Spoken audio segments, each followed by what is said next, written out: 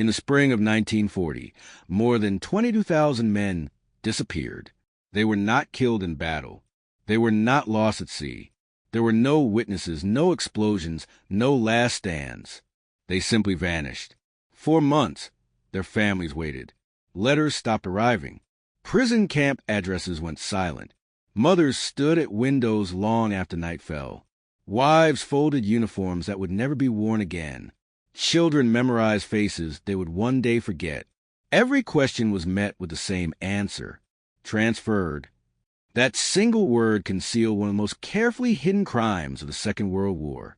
This is the truth behind the Katyn Massacre. To understand how an entire generation of Polish officers could disappear without a trace, the story must begin in September 1939, when Poland ceased to exist. On September 1st, Nazi Germany invaded from the west. 17 days later, the Soviet Union invaded from the east. Poland was crushed between two totalitarian empires that had secretly agreed to divide it. The invasion was swift. The resistance was brave but hopeless. As German forces captured Polish soldiers in the west, Soviet troops rounded up tens of thousands in the east. But the Soviets were not interested in ordinary soldiers. They were hunting something else: officers, police commanders, judges, doctors, engineers, professors, priests, men who could lead, men who could rebuild a nation. By the end of 1939, more than 22,000 Polish officers and intellectuals were in Soviet custody. They were separated from enlisted soldiers and sent to three main camps: Kozulsk, Starobelsk, and Ostashkov. At first, the conditions seemed confusing, even deceptive. The prisoners were interrogated, but not tortured. They were fed. They were allowed to write letters home. Some were even encouraged to believe they might be released. Many assumed they would be exchanged with Germany. Others believed the Soviets wanted to recruit them. No one imagined what was coming. Behind the scenes, the NKVD, the Soviet secret police, was building files on every man. Each prisoner was evaluated, not for guilt, not for crimes, for usefulness, and most failed the test. To Stalin's regime, these men were not prisoners of war. They were enemies of ideology. They represented a Poland that refused to die. In March 1940, a secret memorandum reached the desk of Joseph Stalin. It was written by Lavrentiy Beria, head of the NKVD. The document was brief, cold, precise. It described the Polish officers as hardened, hopeless enemies of Soviet authority. Beria concluded that re-education was impossible. His recommendation was simple: they should be executed. No trials, no charges, no notification to families, just elimination. Stalin approved the order. So did the Soviet Politburo. With that signature, the fate of 22,000 men was sealed. In early April 1940, transport orders were issued. At Kozul's camp, officers were told they were being moved. Some believed they were going home. Others suspected another camp. They packed what little they had. They wrote final letters. Those letters would never be answered. The prisoners were loaded onto trains in small groups. The windows were sealed. Guards carried lists. From Kozulsk, the trains traveled west to a dense forest near Smolensk. The place was called Katyn.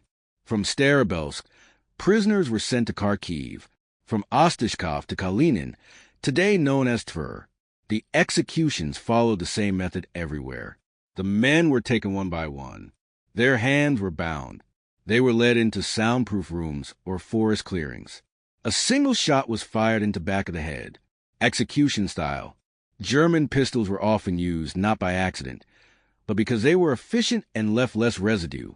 Bodies were dragged to mass graves, layered carefully, covered with sand, planted over with trees. This continued day after day. There were no lists released, no death certificates, no graves with names. By May 1940, the transport stopped. The camps were empty, and Poland's officer corps had been erased. But the world did not know. For nearly 3 years, silence reigned. Families were told nothing. Soviet authorities insisted the prisoners had been transferred to unknown locations. Any attempt to investigate was treated as hostile propaganda. Then, In 1943, the war turned. Nazi Germany invaded the Soviet Union and occupied the Smolensk region. In the Katyn Forest, German soldiers noticed something strange. The ground had been disturbed. They began digging. What they found would shake the world.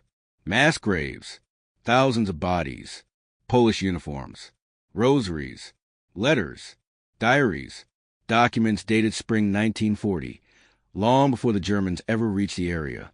The Germans announced the discovery immediately. They invited international forensic experts. They brought in the Red Cross. They wanted the world to see. And the evidence was devastating.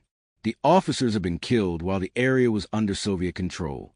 The Soviets reacted instantly. They denied everything. They accused Germany of committing the massacre in 1941. They launched a propaganda campaign of total denial. But the truth was already bleeding through the soil. And that truth put the Western Allies in an impossible position. Britain and the United States knew something was terribly wrong. But the Soviet Union was essential to defeating Nazi Germany. So they made a decision that would haunt history. They chose silence. Publicly, they accepted the Soviet explanation. Privately, reports were buried. Poland's government in exile was ignored. The families of the dead were left alone with their grief, and with a lie that would last for decades. And the worst part? The story was only beginning. For the families of the missing officers, the discovery at Katyn was not closure. It was torment, because while the graves had been found, the truth was immediately buried again. When the Soviet Union denied responsibility, it did so with absolute force. Any suggestion that the NKVD had carried out the executions was labeled Nazi propaganda. The accusation itself became a crime.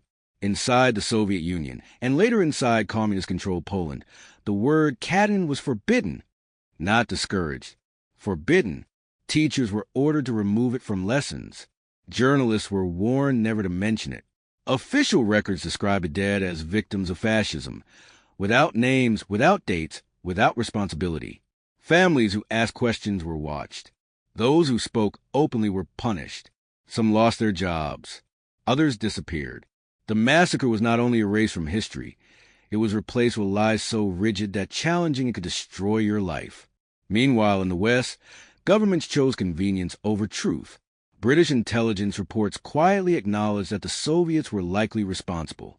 American diplomats expressed private doubts about Moscow's story. Even President Roosevelt received briefings that raised serious questions. None of it mattered. The war against Nazi Germany came first. Poland came last. At the Nuremberg trials, the Soviet prosecution attempted something astonishing.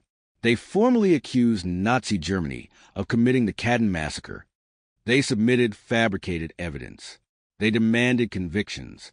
The court avoided the issue entirely. Katyn was left unresolved, suspended in legal silence. For Poland, the cost was devastating. The country emerged from the war technically liberated, but in reality occupied by a Soviet-backed regime. The very system that had murdered its officer class now controlled its future. The families of Katyn victims were forced to live under the authority of the killers and pretend nothing had happened. Children grew up knowing their fathers had vanished, but never allowed to ask why. Widows received no death certificates, no graves, no answers. Memory became an act of resistance. Polish families whispered the truth behind closed doors. Names were remembered privately. Photographs were hidden. Anniversaries were marked in silence. Every generation carried the weight forward. Outside Poland, the truth survived in exile. Polish communities in Britain, Canada, and the United States preserved records. Survivors wrote memoirs. Historians gathered fragments, testimonies, timelines. The story never disappeared. It waited. Then, in 1989, the world changed. Communism began to collapse across Eastern Europe. Archives once sealed by fear were suddenly vulnerable. The Soviet Union itself was unraveling. In 1990, 50 years after the executions, the impossible happened. The Soviet government admitted responsibility. Official statements acknowledged that the NKVD had carried out the massacre. Documents were released. Execution orders signed by Stalin were revealed. The lie that had lasted half a century collapsed in an instant. For Poland, the truth was both relief and agony. Relief, because the world finally knew. Agony, because nothing could bring the dead back. Mass graves were formally identified. Memorials were erected. Names were restored. But justice never came. No trials. No convictions. No accountability. The architects of the massacre were long dead. The system that enabled it had dissolved without punishment. Katyn became a symbol, not just a mass murder, but how truth can be sacrificed for political convenience. Even today, the massacre remains sensitive. Attempts to minimize it, reinterpret it, or shift blame still surface. History, once distorted, resists correction. But Katyn endures because it represents something larger than a single crime. It reveals how power fears memory. Those 22,000 officers were not killed because they pose a military threat. They were killed because they represented knowledge, leadership, identity. They were the future, and futures are dangerous to regimes built on control. Today, the Katyn Forest is quiet. Birdsong replaces gunshots. Trees grow above graves that were meant to remain hidden forever. But the silence no longer belongs to the killers. It belongs to remembrance. Because Katyn proves something essential, something history repeats again and again. You can erase names from documents. You can rewrite textbooks. You can threaten, deny, and intimidate. But truth has a longer memory than power. And sometimes the most terrifying weapon in history is not violence. It is forgetting.